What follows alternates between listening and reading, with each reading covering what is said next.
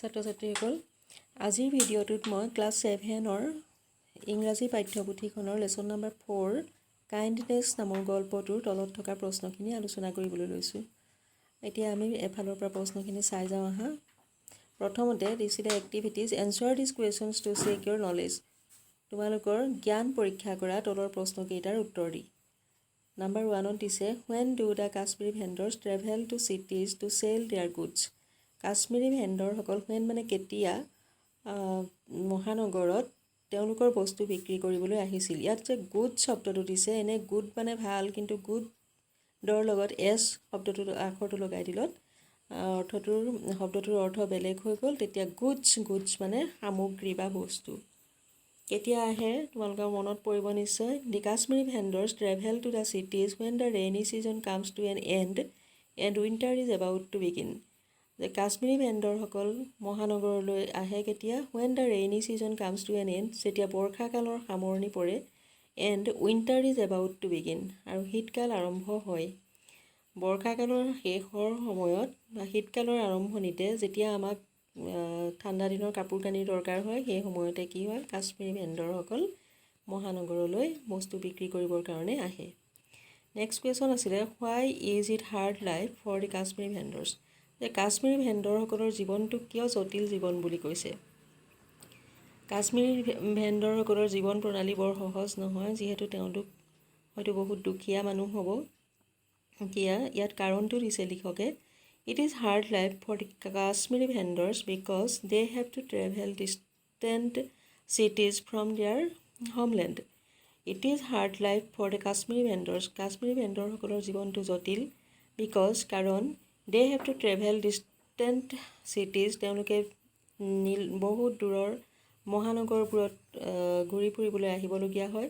From their handmade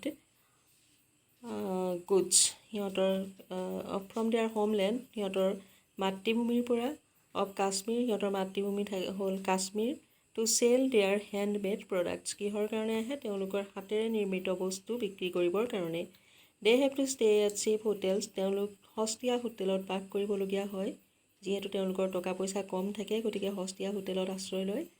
and have to roam around the city streets all the day, আৰু মহানগৰখনৰ ৰাস্তাই ৰাস্তাই অলিয়ে গলিয়ে তেওঁলোকে গোটেই দিনটো ঘূৰি ফুৰিবলগীয়া হয়। কিহৰ কাৰণে ঘূৰি ফুৰিব লাগে তেওঁলোকৰ বস্তু বিক্ৰী কৰিবৰ বাবে।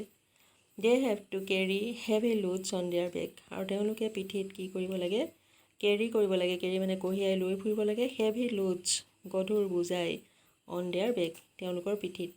কাশ্মীৰী ভেণ্ডৰসকলৰ জীৱনৰ জটিলতা এই কাৰণেই যে তেওঁলোকে নিজৰ দেশৰ পৰা বহুত দূৰৰ মহানগৰবোৰত বস্তু বিক্ৰী কৰিবৰ কাৰণে আহিব লাগে।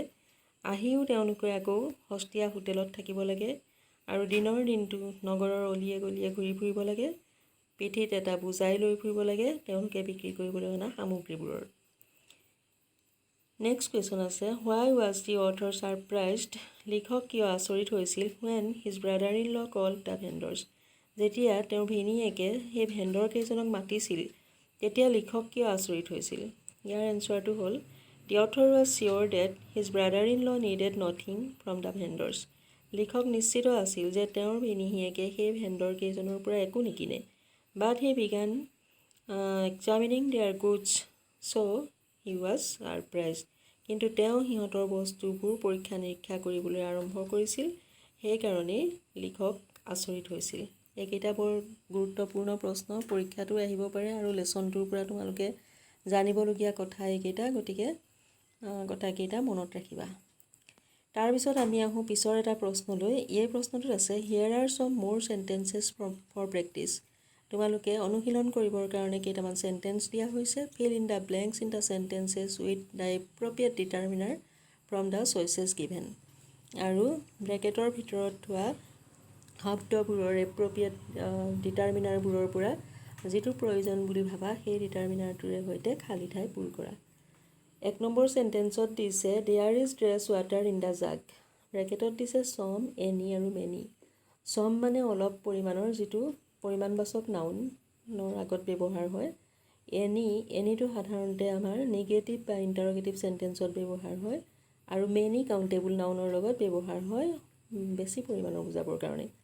কিন্তু ৱাটাৰ যিহেতু ইয়াত ৱাটাৰ শব্দটো uncountable noun, water uncountable noun, গতিকে আমি ইফালে প্ৰশ্নবোধক বাক্যও নহয় নাইবা নিগেটিভ চেণ্টেন্সো নহয়, গতিকে আমি এই বাক্যটোত কি দিম, সম শব্দটোৰে খালী ঠাই পূৰ কৰিম।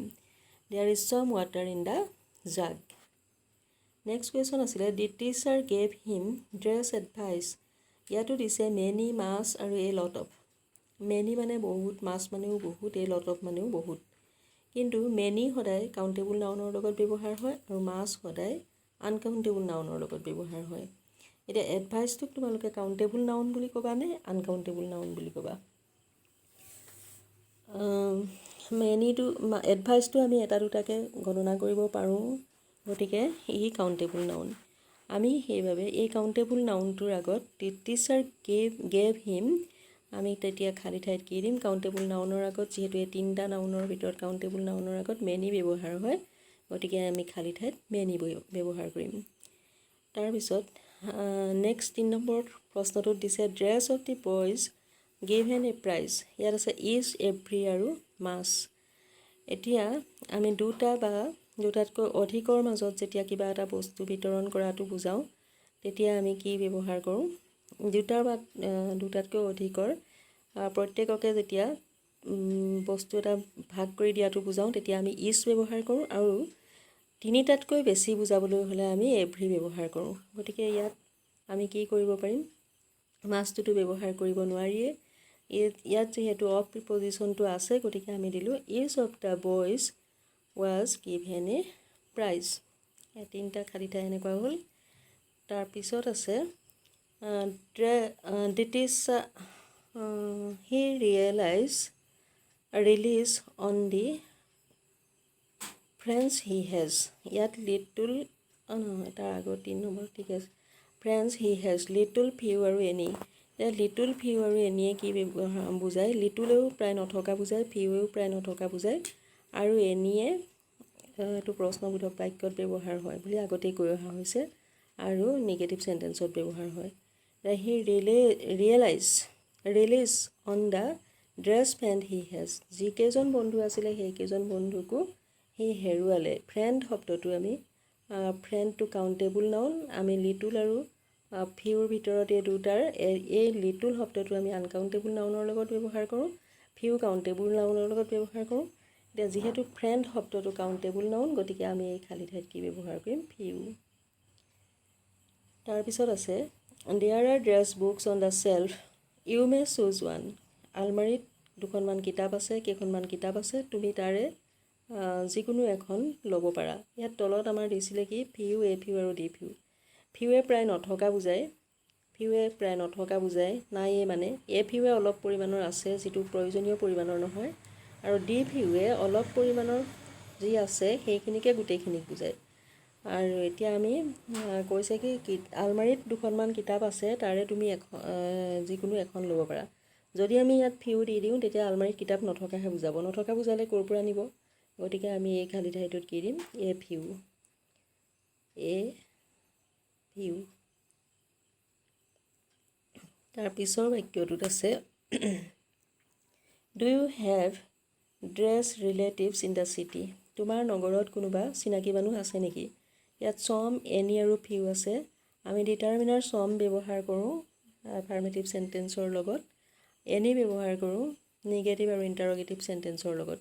গতিকে তোমাৰ নগৰত কোনোবা বন্ধু আছে নেকি বুজাবলৈ হ'লে আমি ডাইৰেক্ট ইয়াত কি কৰিম, এনি শব্দটো ব্যৱহাৰ কৰিম। Do you have any relatives in the city, নগৰত তোমাৰ কোনোবা সম্পৰ্কীয় মানুহ আছে নেকি? তাৰপিছত দিছে he is dash electrical engineer, a an the. এই তিনিটা শব্দৰ ভিতৰত ইলেক্ট্ৰিকেল শব্দটোৰ আগত আমি কি আৰ্টিকল ব্যৱহাৰ কৰিম, এন। তাৰপিছত হি লেফ্ট ড্ৰেছ আৱাৰ এগো। আমি hour, H U R, hour শব্দটোৰ উচ্চাৰণটোত আমি এইচ উচ্চ ৰাখিছোঁ, গতিকে ভাৱেল চাউণ্ড হৈছে, আমি ইয়াত ব্যৱহাৰ কৰিম কি, এন আৰ্টিকল, এন।